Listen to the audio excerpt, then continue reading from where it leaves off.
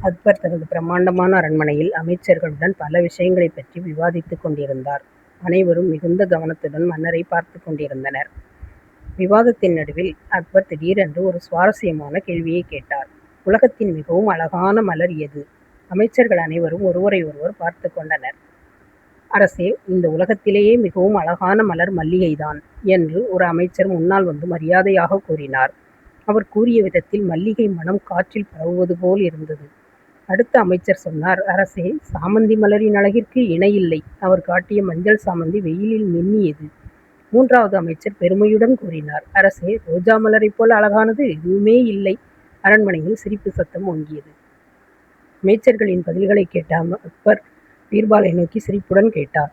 சரி பீர்பால், உன் கருத்து என்ன? அனைவரின் பார்வைகளும் பீர்பாலை நோக்கின. பீர்பால் அமைதியாக சொன்னார், அரசே, உலகத்திலேயே அழகான மலர் பருத்தி. அமைச்சர்கள் அனைவரும் அதிர்ச்சியுடன் சிரித்து கொண்டார்கள். பருத்தி மலரா? அமைச்சர்கள் ஆச்சரியத்துடன் சிரித்தனர். அக்பருக்கும் சிரிப்பை அடக்க முடியவில்லை. பீர்பால் மெதுவாக விளக்கினார், அரசே, பருத்தியிலிருந்து நாம் அழகான ஆடைகளை தைக்கிறோம். புடவை, போர்வை, திரைச்சீலை, படுக்கை விரிப்பு, விதவிதமான வண்ண துணிகள் உருவாவதற்கு அனைத்திற்கும் காரணம் பருத்திதான். அனைவரும் வியப்புடன் தலையாட்டினர்.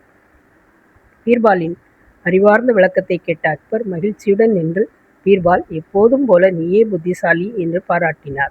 அமைச்சர்கள் அனைவரும் மனமுவந்து கைதட்டினார்கள்.